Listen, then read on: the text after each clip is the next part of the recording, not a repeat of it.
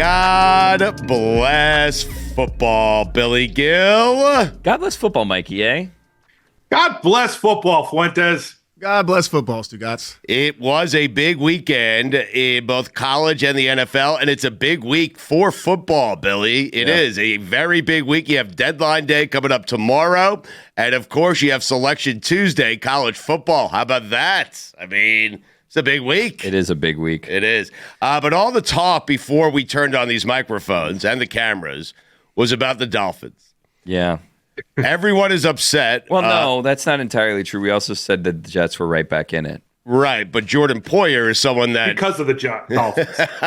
Because of the Dolphins. Right, that's exactly right. I mean, the Jets have snuck back into playoff contention. Big game against Arizona coming up this Sunday. We'll be there, fellas, in Arizona. Oh, yeah, that's right. We will be there. Yes. If you want to go check it out, we're going to be at the DraftKings Sportsbook. Come visit us. Say hi. Yep. All three of us will be there. Yep. Well, all four of us. Mike Fuentes will be there, too, Yes. if anyone wants to visit him.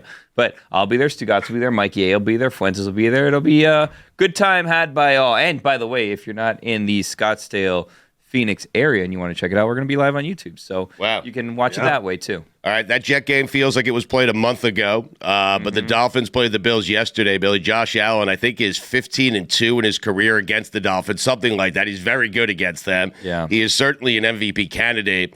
It was interesting. Mike McDaniel, you get that score late in the game and you have a chance to go for two.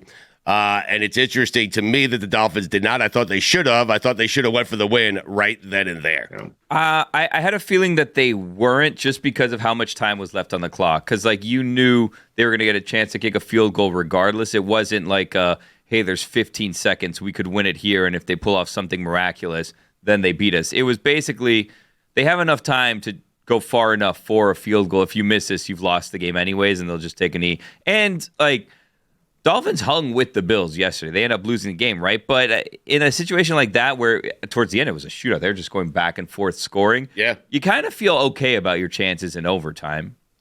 I guess. I mean, the mentality of kicking a game-winning field goal if you're down one as opposed to kicking a field goal that really has no consequences because if you miss it, you're still going to overtime anyways. That's a different mentality. So I do want you can't just say the Dolphins go for two and Bass is going to come down and kick a field goal anyway. Well, no, you don't know that. That's kind of why I like the chances of just going for overtime, right? Because Bass has not been great this year. They were looking for his replacements. He hits a 61-yarder, which is a franchise record to win the game. Like, you kind of like that spot. And by the way, the Dolphins defense was doing a good job on that drive. Had it not been for Poyer's, penalty there, they wouldn't have been in field goal range. It was a 3rd and 9. It was an incomplete pass. Totally unnecessary penalty. It gives them a first down. Then they're able to drive it far enough to try a 61-yard field goal. As critical as, I've been about kickers. Yes. You got to give it to them. A 61-yard field goal to win the game. after missing an extra point. Right. And hitting the upright on another. Yeah, almost missed two. Imagine Jason Sanders in that spot. Which, by the way, they wouldn't have even been in that spot had he not missed that extra point. Yeah, well, Dolphins would have had to have gone for two. Not only is it a 61-yarder, it's like 61-yarder into a 9-mile wind. Right. It was the most predictable Dolphins loss. That's why 61 yards is the record in Buffalo. He would have made it from 70. That 61-yarder had plenty of legs. Dude, it would have been plenty through of legs. from 70. Yeah, he kicked the shit out of it. By the way, can we switch games for just one moment? Nick Sirianni. Yeah. You don't have to go for two every time you score a touchdown. Yeah, I know. What is he? I feel like he's coaching to lose his job, and his team is good enough to keep him having his job, even though he's making every attempt to lose his job. His team has won 3 straight. They're 5-2 in the NFC East. I mean, but I understand what you're saying. He's handing away points, going for 2 unnecessary 2-point conversions and not getting them. Then he has like a classic tush-push situation in which he decides, you know what? Let's not do that. 4th and inches. We've had this play. It wasn't successful the entire game, but let's not even bother. Let's do something else today. Just give him the ball back. What is he doing? You're exactly right. All he's doing is coaching like, if I don't make it, oh well, I'll get fired. Like he's trying to hand the game away, and his team is so talented, they're not. He's doing everything he can to lose, but the team is still winning. Well, Saquon has decided, you know what? Okay. I'm going to be the greatest player in the NFL. Saquon was making impossible moves in regards to gravity yesterday, where he's jumping over people backwards. The second Stu said the team is so talented, I was like, okay, this is the moment. Saquon Barkley is the most crazy athletic person I've ever seen in my life. Yes. Like to juke a guy, hit a spin move, and then backwards hurdle a guy while still moving forward. Yep. It's the most amazing running back highlight I've ever seen. The Giants let that go. Dude, The Giants are so Oh my bad God. that, like, you're watching, you're like, oh my God, Saquon is incredible. There will never- the Giants wasted him. there will never be a more electric 14-yard gain in the history of man. That is ridiculous. Probably right. It's the greatest 14-yard run in Ever. the history of the NFL. It didn't seem possible Name what he another. was doing You with could his never. body. You could never. It was amazing. You're never going to see that again. I kind of am waiting now that we saw that happen for the copycat where it fails miserably. Right. It's going to be terrible. It's gonna Like be fun. someone's going to try to jump backwards over someone and just get like pounded into the ground. I really hope it's Devin Singletary that tries it. that'd They're be like, great. I could do it. Yes. I could do it with the Giants. I could do it, and then just gets planted. My brother just with his reminded me. back to the defender. Yeah, it was actually a catch. So in addition to juking a guy, spin moving, and hurdling a guy, he also caught it. So it's the greatest 14-yard Greatest catch of the weekend. The greatest 14-yard gain in the history of the NFL. It was incredible. It was incredible. Also, by the way, But listen, the lane for the greatest 14-yard run is still available. It's still open. Devin Singletary, this is your moment. look, we've joked about this. Right. Trevor Lawrence stinks. He's bad. Like He's and bad. this isn't even like we're like making fun of him. Like what? Like oh, he's bad. He's like It's a bit. No, it's not a bit. it. Like I think we've graduated out of the bit on Trevor Lawrence. I don't know what's going on with him. They came back in that game. Give them credit for that. They had a chance in that game at the end, which is I mean, he had 2 rushing touchdowns, but like passing wise, right. That's Dreadful also day. a product of Sirianni being Sirianni. That's why they had a chance towards the end of that game. No, he's not good. Like he was 18 of 31 for 169 yards, no touchdowns, 2 interceptions. He's the number 1 overall pick in the NFL draft. He's just not good enough. Like that's it. So you're done with Trevor Lawrence, huh? I'm not done with him, but like I'm actually worried. Like before we joke about it and we bother Chris Sims, like oh he's not very good. Oh you shouldn't pay him that much, but like he's had a bad year. Right. Yeah. Speaking of guys who got paid a lot of money in the offseason, Jordan Love has not been great either. Oh, I thought you were going Dak. Well, I mean, that's wow. we need a whole different show for that. I mean, we do. And then you'll have Jerry Jones coming after you. And I don't care about Jerry Jones coming after me. Would it be bad? Did you see the video on the sideline of Dak saying, we fucking suck? Yeah. Yeah. Yeah. That is a great question Billy was going to ask. Would it be bad if Jerry came after us? No. Oh, I no. feel like Jerry would like us. Yeah. I feel like he'd like us. Do you? I do. Why is that? I don't know. I just feel like we're kind of guys. Because we did so good with Mattress Mac. I want to say go get Belichick kind of the if you. same. I want to Yeah, say my go get guys. Belichick if you're Jerry Jones, but the Falcons and Commanders seem to make the right decisions. I mean, I would also say do it okay. if I'm Bill Belichick, do I want to go to the Cowboys? They that's have a a good lot question. of people making a lot of money. That's a great question. They're not very good. It's a really good question. If you're Belichick, do you want to deal with a roster that's probably not as good as we thought and deal with that owner and Jerry Jones? He looked pretty happy on Halloween on the beach. He did. Yeah. Yeah, I he Just did. wanna give fishing, that up. catching some mermaids. He's happy. Yeah, Yeah, exactly. I don't He think he wants to seems give to that up. Yeah. He should be happy. But I feel like, and I could be speaking out of turn here, he's not someone that likes to be happy. No, he's uncomfortable with happy. I think that he needs to get back to being unhappy. I think the Yes. happiness gives him the willies. You know what I mean? Like he's like his skin crossed. Like, what is this feeling? Happiness? Oh. Even though, by the way, in that Bill Belichick and in the Bill Belichick documentary that With we Nick saw Saban? with Nick Saban, Yeah. he seemed like such a happy-go-lucky guy. You know what I mean? Speaking like at his daughter's wedding, like he just seems like such a happy guy. Football made him miserable. I'm happy that he's happy, Right. but I don't know if he's happy that he's happy.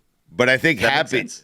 Well, yeah, but I think football like makes him feel alive, and happiness is going to kill him. He looks pretty alive to me. I'll tell you what. Could happiness kill somebody? That's a good question. Like their heart just can't. You guys just let that slide by. Their heart can't take that much happiness. The Grinch's heart grew three times its size when he was happy. Yeah. But it was good. It was fine because it was too small before. It wasn't like an enlarged heart situation. Right. Yeah. We're going to bring Lucy on. She was at Penn State, Ohio State. James Franklin did what James Franklin does. We'll talk to her about that. We do not forget about college football here on a Monday. What are you laughing about? I literally wrote down in my notes from college Penn State down to number 6. James Franklin doing what James Franklin does. Yeah.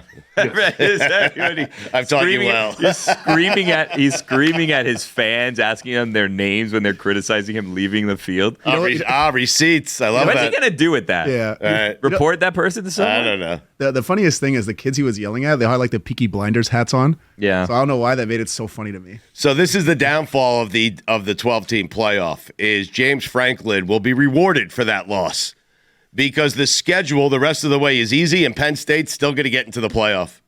I mean, can I say something unpopular?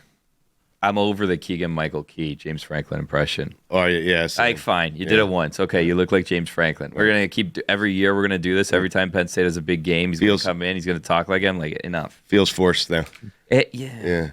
It was funny one time. Enough. We get it. Right. Also, Penn State, not good. Right. I mean, they're good, but not good enough. Yeah, but no, that's the point. They're good enough to get into a 12-team playoff. They're never good enough to get into a 4-team playoff. No. Ever. Maybe we can name it the James Franklin safety net. You know? Yeah. One loss, yeah. Right. The extra 8 James teams. Franklin / Notre Dame. Safety net. Like, you lost one, James Franklin, you know what I mean? It should be the first 4, then the Penn State bracket. Exactly. The James Franklin's underneath the top. The James Franklin bracket. Everybody has a loss, but they're okay. Teams that could never get into the 4-team playoff, but now they're in because we expanded it to 12. James Franklin. God, I can't stand that guy.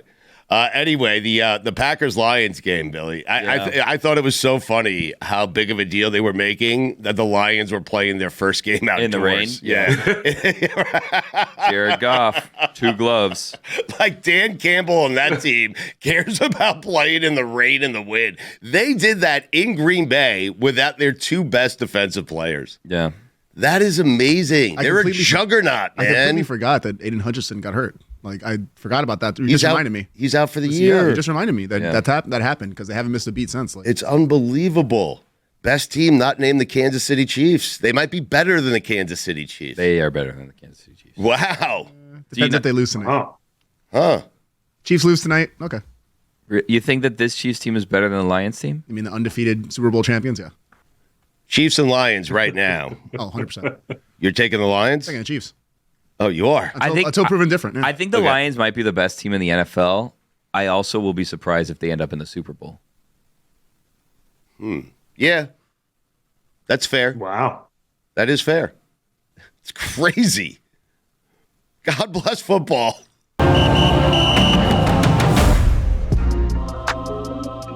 Stugotz? Yes. God bless football is presented by Smirnoff. It sure is. We do game days. Please drink responsibly. The Smirnoff Company. New York, New York. All right. Very exciting segment we have scheduled for you right now. We do. Winners and losers. Oh, wow. You have a top 5. I do. I do have a top 5. We have Lucy coming up next segment. We have the BBBs, Billy's Big Board Bets, presented by... We're waiting, but okay. Yeah, it's not presented by, it's brought to you by. But we'll get to it. Don't worry about that. That's a fun. Yeah, it's coming. The sponsorship is coming. I can feel it. All right. I feel it's not here yet, but we're waiting for the right one. Okay. We're waiting for the right one. Did you say winners and losers? Yeah. Well, hold on. Oh, wait. Hold on. It wasn't ready yet. No, we're fine. Premature. No, we're good. We're good. Sorry. No, at this point. No, we're back. We're good. Ready? By the way, 5-2, Stu, you got NFL again. I'm on fire, like I am. I'm having a season for the ages. If someone wants to sponsor that. Anyway. Yeah. Well, DraftKings does. Thank you, DraftKings. Well, I've had people reach out to me and say, I'll give you $50 if I can sponsor your segment. And I was like, I don't know if it works like that. So I haven't taken anyone up on that. Direct payment? If we don't get a sponsorship soon, I'll tell you right now. It's only been 2 years. Billy's Restaurant in Buffalo, New York is going to be a presenting sponsor. Oh, wow. Yeah. Wow. I'm just letting you guys know. You once said that Josh Allen has a stupid-looking face. How'd you feel losing to that stupid-looking face again yesterday? We've moved past that. I don't know why we continue. You guys are good friends. You are. Yes, he likes you a lot. He does. We haven't spoken since the Super Bowl, but But I saw him at Lake Tahoe, and he said, he told me, hey, tell Billy what up. I told you what up. There you go. Yep. I think I'm just telling you that now. Yeah, I was going to say, you didn't tell me that before. This is the first time I'm hearing of the what up.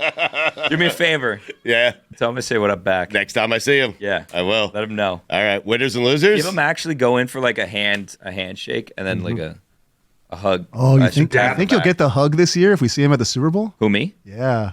Well, I mean. That's big for the show. He hopes he's playing in the Super Bowl. Yeah, he won't be. Not like that. This isn't a shot at him. Exactly. Yeah. Bills are not doesn't going look to like the Super Bowl. Patrick Mahomes, Get out of here.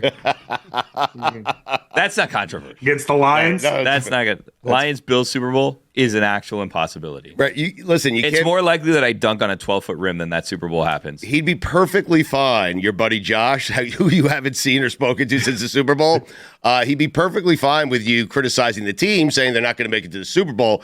It's physical characteristics that he has problem with. He didn't seem to have a problem with it. Squashed it. He's having a good year, by the way. Because of you. Second interception, bad place to throw an interception yesterday in the red zone. But that's now what we're doing here. We're going to play winners and losers. Okay, so do you have a winner or a loser? Oh, there it is. Oh, we have music. I have a winner. All right. Winners and losers presented by Smirnoff, the world's #1 vodka. Please drink responsibly. I have 2 losers this week. 2 losers? Yeah. Whoa. Wow. Yeah. Not 1, but 2. You guys told me you had winners. I have 2 losers. You guys can handle the winners. I have 2 winners. Okay. You want to go first, though? Sure. We can get the negative out of the way. Yeah. First loser this week.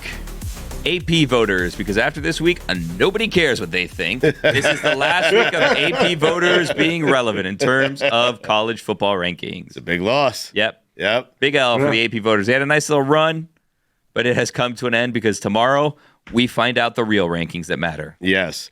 Mikey A, do you have a winner or a loser? I do have a winner, and I'm going to go to college football. My winner is Brian Longwell. Who's Brian Longwell, you ask? Yeah. He is a linebacker for Vanderbilt. He had 4 tackles, and after Vanderbilt beat Auburn, he sent out a tweet with a text message he got from an Auburn coach on Christmas morning at 6 a.m. saying they didn't want him. I am always here for Petty. That is King Petty to hold on to that for that long. Yep. And good for him for getting the win. Okay. Mike Fuentes tells me he has not just a winner, but a big winner. Wow. A big winner. Big winner from Saturday. What happened to the music, by the way? I faded it out because usually the segment goes really long. Who wants to hear that for 8 minutes? Okay.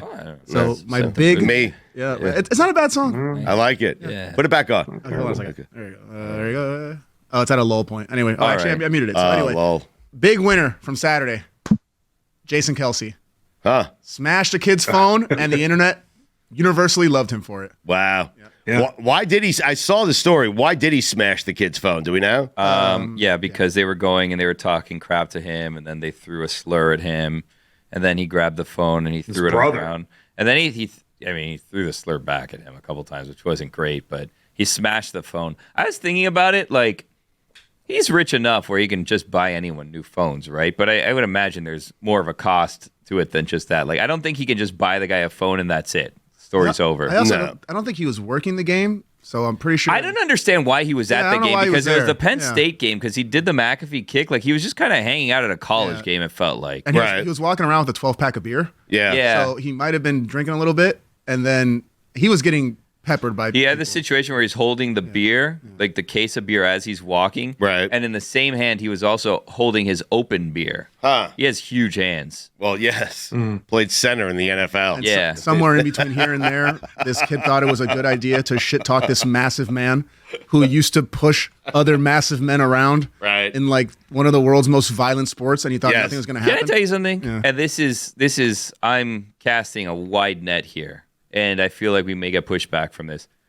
College kids are stupid. Yeah. Yes. I don't know. Like, you live in a very sheltered world if you think it's a good idea to go up to Jason Kelce and start talking crap to him and film yourself talking crap to him, hoping that he doesn't snap. Right. Now, obviously, it would not benefit him in any way to snap. He would cost himself a lot of money. Actually, and a lot of actually, the college kid is hoping that he does snap. Yeah, I that's what he think. wants. Right. Yeah. I don't know. I think that's Well, he what gets a viral moment. I think that's what you want until it happens because, like, the smashing of the phone, he got off very easy. Wait, so are you guys saying that Jason Kelce was in the right for smashing his phone, or does he need to be a bigger man and just kind of walk through it? You know, he received a lot of positive feedback. Okay. The internet was very much behind Jason Kelce. Yeah. Huh. I mean, you'd like him to rise above that, but the internet had his back on that. I worry about him. I mean, he is roaming parking lots with a 12-pack of beer. I mean, that guy misses football.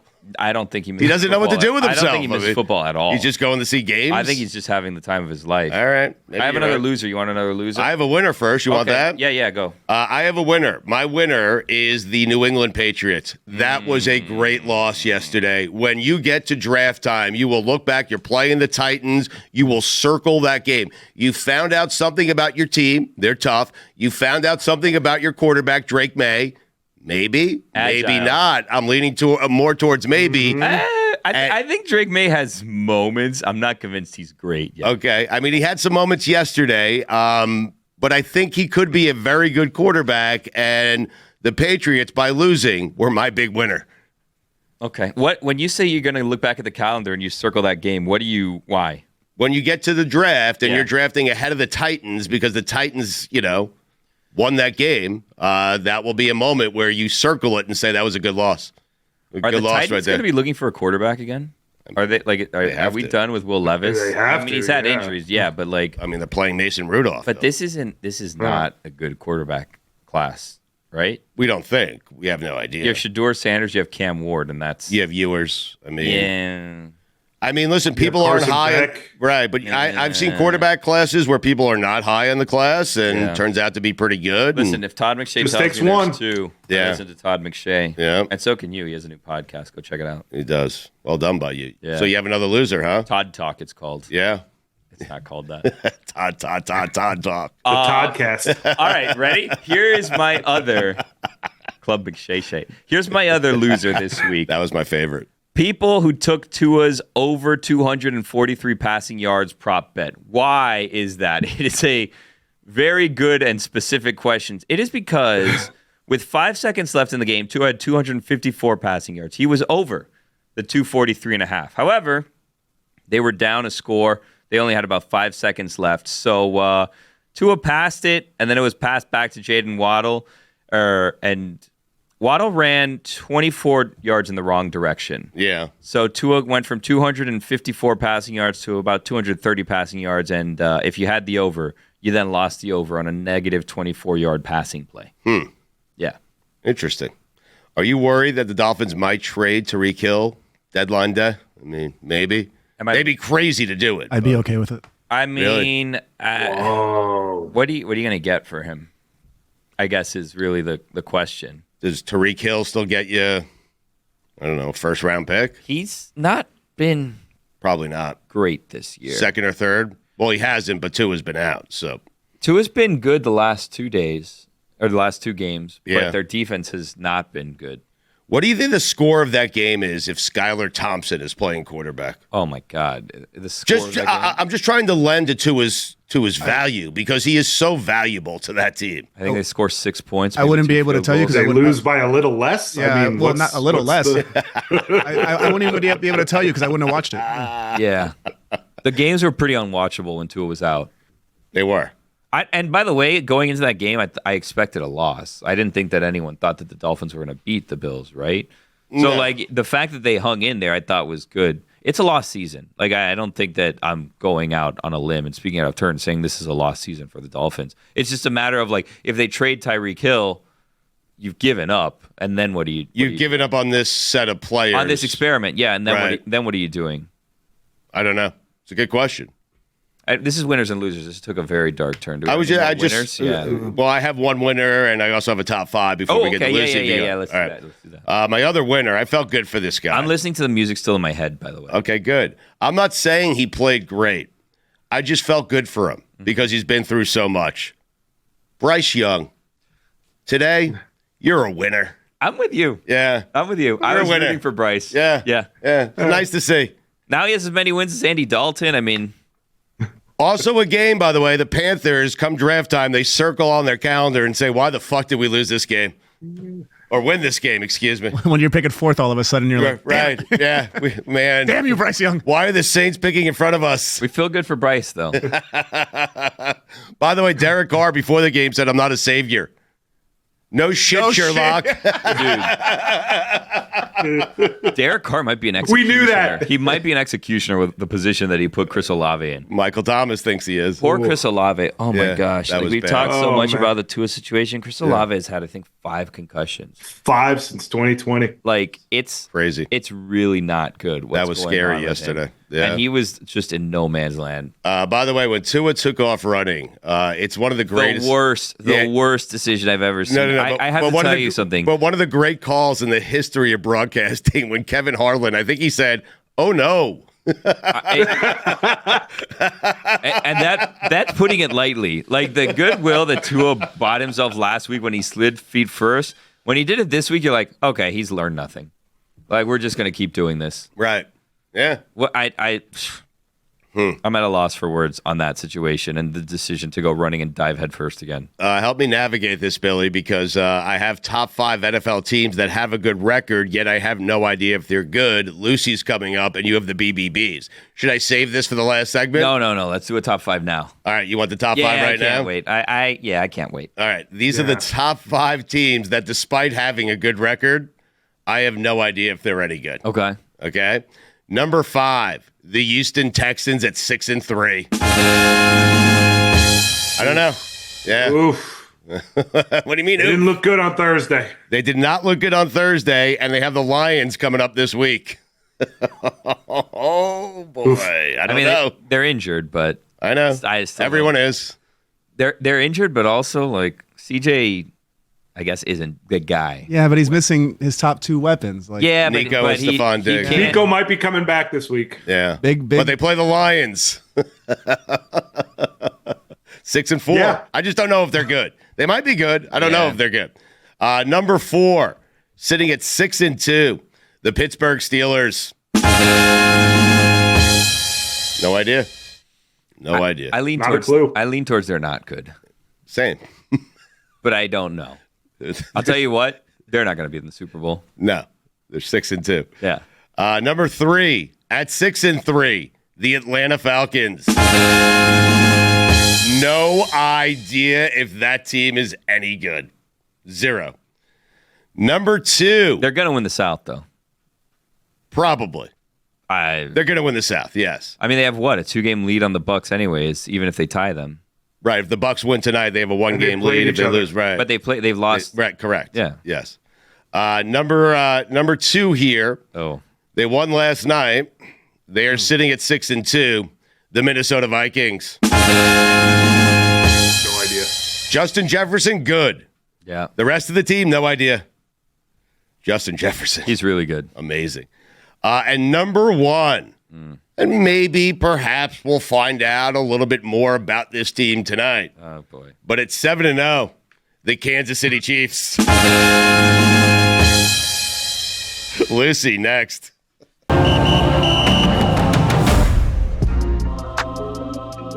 We say it every week. We do not forget about college football here on God Bless Football, and it was another weekend. What's the matter, Billy? Well, some could argue that we do, so we bring in Lucy to cover for us, right?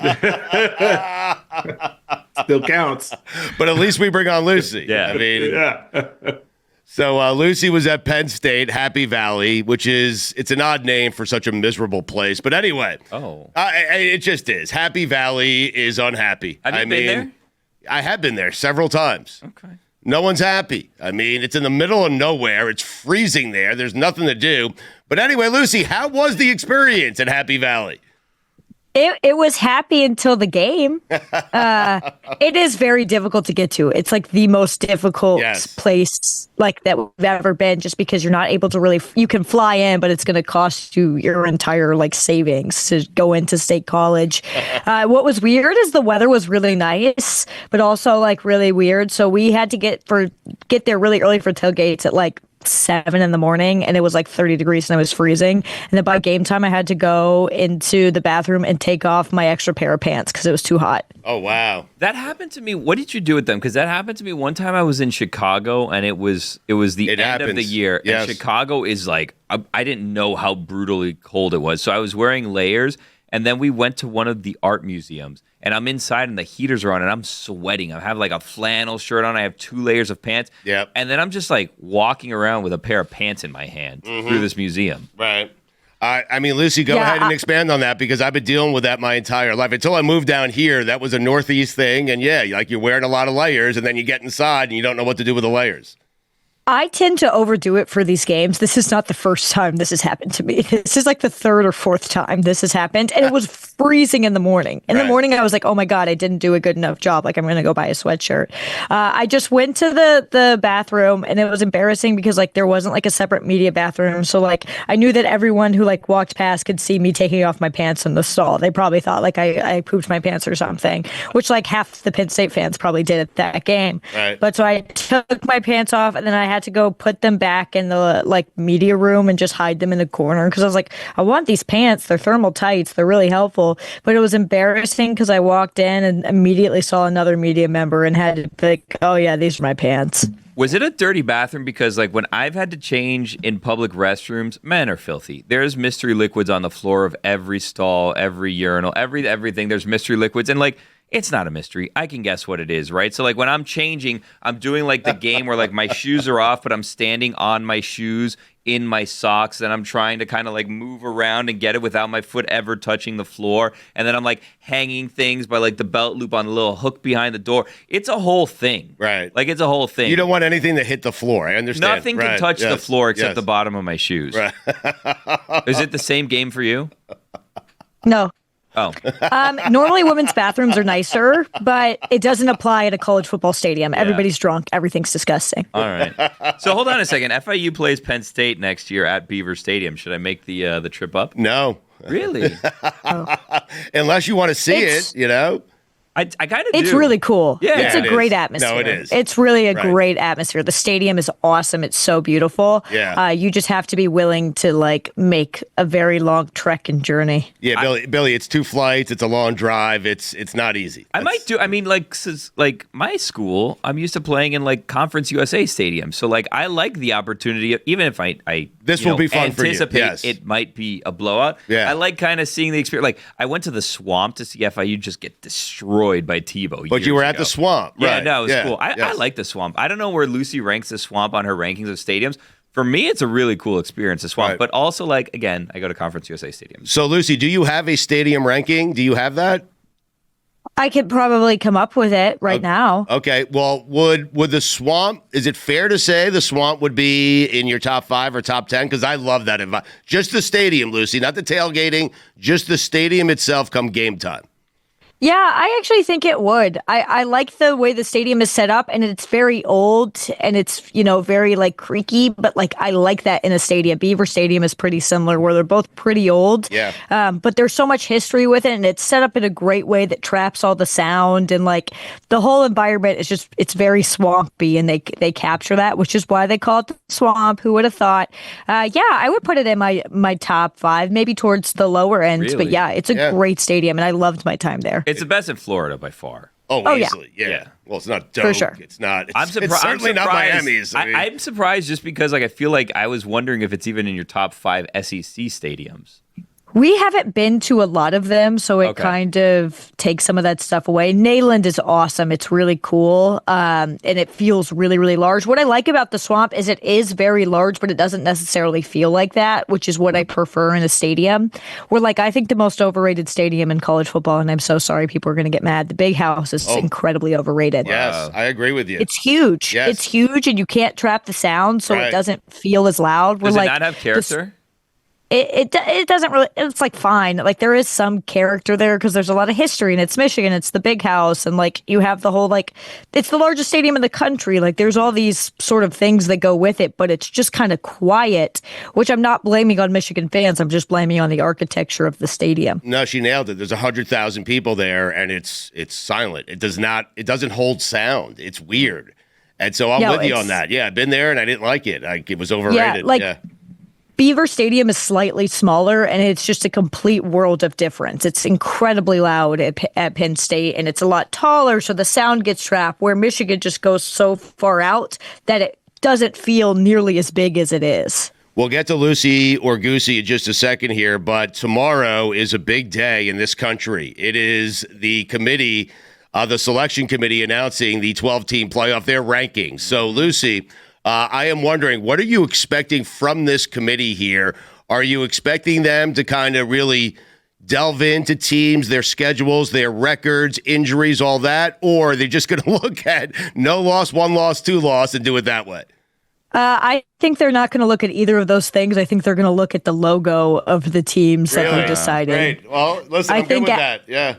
I think Alabama's going to be a lot higher than they should be. I think Indiana's probably going to be slightly lower than they should be. I don't ever expect them to do things the right way, because every single time we hear from whatever athletic director is in charge of the college football playoff, it's always about quality losses, to the point where I feel like the playoff committee in the past has rewarded quality losses more than quality wins, which is very, very weird. Mm-hmm. I'm curious to see how things change, because you have such a larger pool this year with 12 teams entering the playoff that 1 through 12, they might be like, whatever, you make it anyways. Who cares? I'm curious specifically with the Big 12 and the ACC, because those conferences are not looking very strong right now. Clemson lost this weekend. Iowa State lost this weekend. Pitt lost this weekend.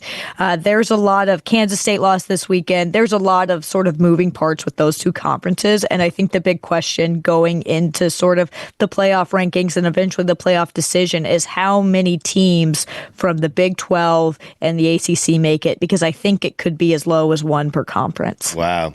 I love a playoff just based on logos, though. I mean, that's what they're doing. That is what they're doing. Here it is. You could say, you could be like, you'll be in the meeting and you'll be like, but FSU would be in. I mean, oh yeah, FSU would be in. They'd be like, look, it's really impressive to lose 8 games. Just on logos. It's hard to do when you're that big a school to lose 8 games. Yeah, it's really, look, we have to recognize extraordinary performance in whatever way it comes. I was going to ask if you're expecting any surprises, but it seemed like you're expecting only surprises. Yeah, like I think Oregon will be number 1. I think that's pretty clear. Probably Georgia too, even though Georgia didn't look particularly good this weekend. Carson Beck has not looked good lately. No. I don't really expect them to do like a bang up job, especially the first time around, where like they're just going to have so many opportunities to fix what they do. The only thing is that when you do these rankings, you're setting a precedent. So like you've already decided when these rankings come out that, this team is better than this team. And so things are just going to get, I just don't trust them at all. I don't think they watch the games. I don't trust them even a little bit. I'm totally with you. They're more interested in giving us stuff to talk about than they are in actually getting it right. Until they have to get it right, yes. I hate to go like conspiracy theory on this, but like everything always feels so like TV, ratings and whatnot. So like as good as Indiana is, I don't necessarily know if they're going to reward them with how good they are. If they were Michigan, I think they'd be much higher in the rankings than whatever they're going to be. But I hope I'm wrong. I really do. I hope they prove me wrong. Are you ready for some Lucy or Goosey here? Ooh. Yes, always. Okay, Clemson with a loss to Louisville over the weekend. They are now 6-2, 5-1 inside the ACC. Is Clemson with that loss out of the playoff? Lucy or Goosey? I'm gonna go 90% Lucy. I think they don't really control their destiny right now. SMU and Miami control their destiny in the ACC. If something happens and then Clemson is able to make the ACC championship game and win, then obviously they're going to be in the playoff. But I think what's important about this Louisville game is that Clemson didn't it wasn't a close loss by any means. The final score was closer than this game was. Clemson got blown out. Their fans left at the third quarter. It was not a close game. It's going to be one of the worst home losses for Clemson in a long, long time. I think that Clemson doesn't have as good of a win as they need to get into the playoff. And I think that kind of, as we mentioned earlier, I think the committee is going to lean towards Big Ten and SEC, and I think Clemson might get left out. Lucy or Goosey, Penn State and Ohio State should have been played at night. Oh, Lucy, 1,000%. I think the game would have played out exactly the same no matter what, because it plays out exactly the same every single year. But you could tell that atmosphere, it was amazing. I don't want to discredit it at all, but it suffered not being a night game, This is the biggest game in Penn State's, last 10 years, and you had to be there at 7 a.m. Like, it took a lot of the life out of what should have been an incredibly great game. It should have been a whiteout game. It should have been at night. It was really funny, and you'll actually see in the off-roading video, a lot of people they all wore shirts that said Big Noon sucks, and they boycotted Big Noon, and people were not going to that show. It was a huge deal there. They are not happy. So I was going to ask you, because you travel so much and you're basically doing games every Saturday, I would imagine it's not possible for you to consume, a lot of College Game Day or Big Noon Kickoff or whatever, right? I thought it was actually a big win for Big Noon Kickoff, just because McAfee and they were straight up referencing Big Noon Kickoff, and he's like, oh, they hate Big Noon Kickoffs here, and this should be a night game, blah blah blah. And the crowd was chanting F Big Noon behind them at College Game Day. So that's a win, right? It was a win for them. They're talking about you. Look, yeah. Basically, yeah, because I still like College Game Day over Big Noon Kickoff personally. It's just kind of like the established show. It's been fun again. Nick Saban was walking around dressed as a Nittany Lion. That one's a hard one for me. Nittany Lion. Yeah, that one's a hard. I've always struggled on that one. That's all right. For whatever reason. But he's there dressed up. Lee Corso's there. So I always kind of go to them, and I don't really acknowledge Big Noon Kickoff very much. The most I've acknowledged Big Noon Kickoff this year, I think, was watching Machine Gun Kelly's performance from Big Noon Kickoff, the first or second week on YouTube a couple times. And wow, that was a pretty cool performance. But I haven't really gone back. But for College Game Day to be acknowledging them and being oh, we hate Big Noon, F Big Noon, blah blah blah. It seemed like the fans all agreed with that sentiment, and they were booing them.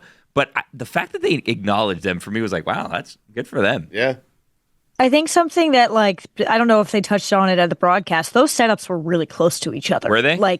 Yeah, so I am assuming that the setup at Big Noon heard those chants. They were not far at all. Yeah, Big Noon is they're starting to sort of kind of create their own lane, and you've seen how College Game Day has started to shift what they're doing to make it a little more fan friendly to compete with Big Noon. But when we walked past both of the setups that morning, there were a lot of people protesting, a lot of people with signs and T-shirts and whatnot.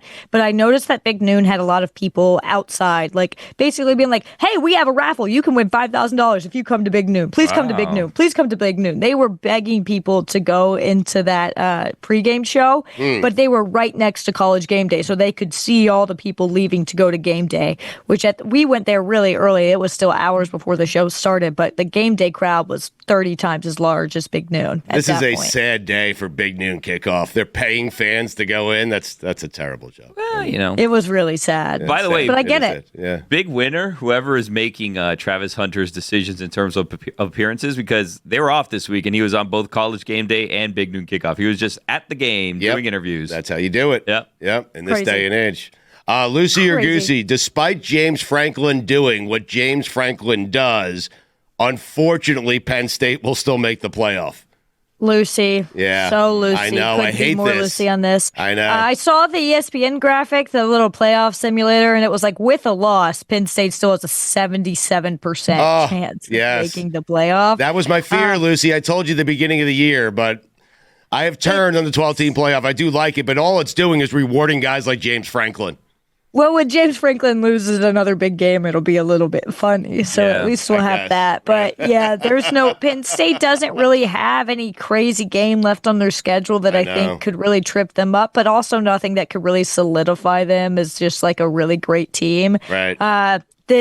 Something that was really interesting at the game was when we left, the crowd was, as you would expect, furious. They are not happy with James Franklin. They were throwing trash on the field. They were booing him as he walked through the tunnel. The fans were chanting, "Fire James Franklin!"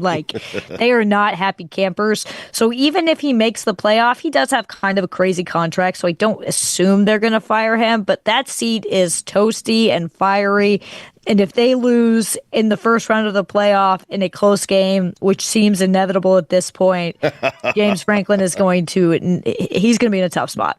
All right, Lucy or Goosey, LSU Alabama this weekend is a de facto playoff game. Lucy, I think so.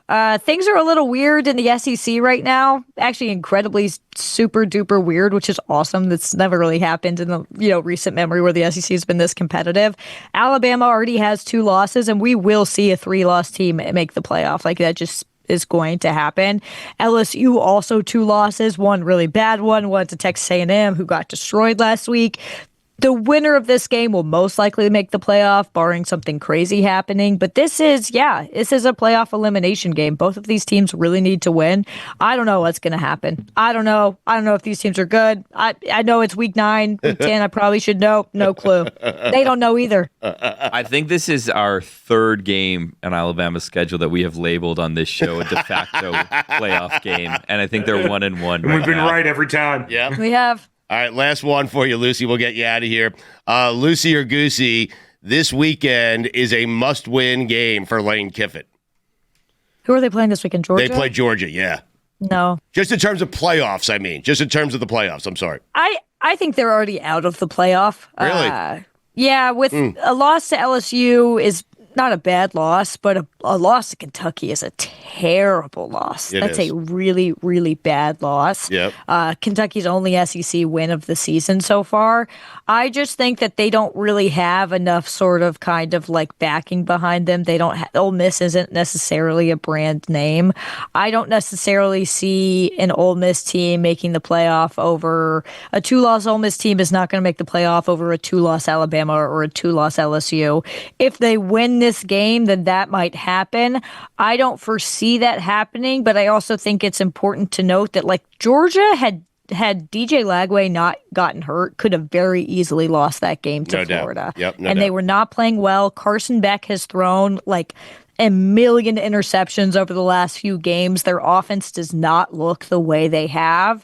So this is a vulnerable Georgia team more than the last few years, but I just don't foresee a way that Lane is going to win that game. He tends to lose those games. All right, where are we sending you over the weekend? Death Valley? Is that where we're going? LSU, Alabama? Yeah. My first time in Baton Rouge. I'm so excited. Awesome. This is like number 1 on my college football bucket list is Wow. in my game at Death Valley. So I'm so pumped. All right. And we really did have a great time in State College. It's a wonderful place. No, I know. Just so difficult to get to. I apologize to all the great people who work at Penn State University and who live in that area. It's a lovely place. It is. You deserve better than James Franklin, guys. Just remember that. You do. You deserve more. Right. It's James Franklin. That's why I get so agitated with the entire area. It's just when I go to Penn State, when I drive into Happy Valley, the only thing I see is James Franklin's face. And James Franklin's face makes me very, very upset. The other faces might be nice faces. They might be smiling. They might be great people. I have no idea because all I see is James Franklin. Lucy, we love you. We'll talk to you next week. Enjoy Death Valley. Love you guys. Iowa scored 40 points again. And it is time, like we do every week, Billy. Final segment, the BBBs. Billy's big board bets. He is on fire this year. Yes. Yeah. By the way, before we get to that, I just want to update you real quick on our fantasy contest. You can go to dkng.co/Smirnoff. Bad one for me. Not a good week. Fuentes had a good week. He finished in the hundreds. He dropped a little bit. I think he was in the money for a lot of the day. I regressed slightly. I announced online that I was going to win this week. You did. And I finished in the 400s. I was in the 500s. Yeah. But guess what? There's always next week. And I'm going to be back. I'm going to be back better than ever. We know Mike and Mike used to be. Okay. Yeah.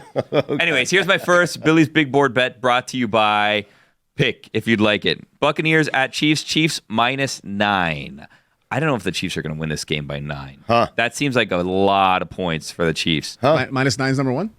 No. Number 1 is over 45.5 points. Wow. Yeah. That's what he does, Fuentes. I mean, you think he's going against -9. You think he's about to take the Bucks, he takes the over. I wanted to take one of the two teams. Right? It's a lot of points. Also, I looked up the weather. It's a rainy day, so I'm going to give you the over 45.5 points because these two teams They put up points. I don't do. know who's going to win. I don't know what the margin of victory is going to be, but I feel like 46 points is possible. So they just got to get over 45.5 points. All right. I don't know if the Chiefs put up points. They play defense well, but I understand what they do. They put up points. They do, right? Yeah, they trust me. They put up points. I looked up all the game log. They put up points. They put up points. Yes. Combined 46 seems very doable. With Baker Mayfield and that offense, he ran it I through agree. the algorithm. Yes.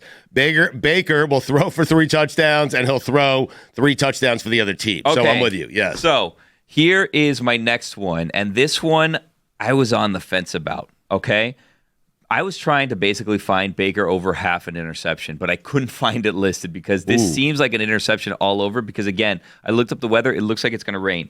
I'm going to go Baker over 1.5 touchdowns. I like it. Today. Yes, love it. He's had 3 or 4 touchdowns, it feels like, every game this season. He's on a hot streak of throwing more touchdowns.